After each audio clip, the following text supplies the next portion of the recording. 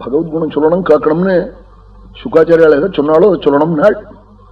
உடனே பிரம்மனிஷ்டாள் பகவத்குணம் சொல்ல ஆரம்பிச்சுட்டாள். சர்வேஸ்வரனான கோபாலனுக்கு நமஸ்காரம் பண்றாள். சுகஸ்தவம்னு பேரு.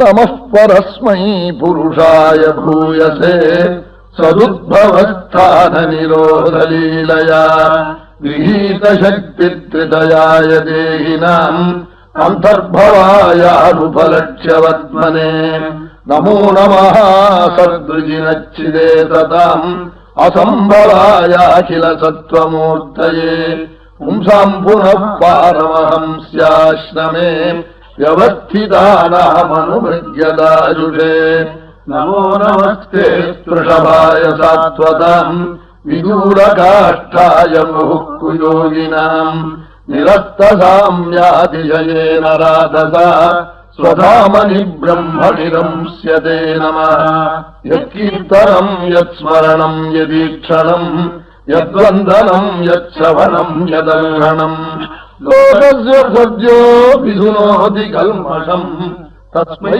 सुभद्रश्रवसे नमो नमः विचक्षणाय चरणोपसादनात् सङ्गम् युधस्योभयतोऽन्तरात्मना विन्दन्ति हि ब्रह्मगतिम् गतक्रमा तस्मै सुभद्रश्रवसे नमो नमः तपस्विनो दानपरा यशस्विनः मनस्विनो मन्त्रविदः सुमङ्गला क्षेमम् न विन्दन्ति विनाय दर्पणम् तस्मै सुभद्रश्रवसे नमो नमः विरातोणान्धपुलिन्दपुक्कसाः आभीरकङ्कायवनाः कसादया योग्ये च पापाः अयदुभाश्रयाश्रया शुद्ध्यन्ति तस्मै प्रभविष्णवे नमः जयेनात्मात्मवतामधीश्वरः तजीमयो धर्मभयस्तपोमयः गतौ व्यलीकैरजशङ्करादिभिः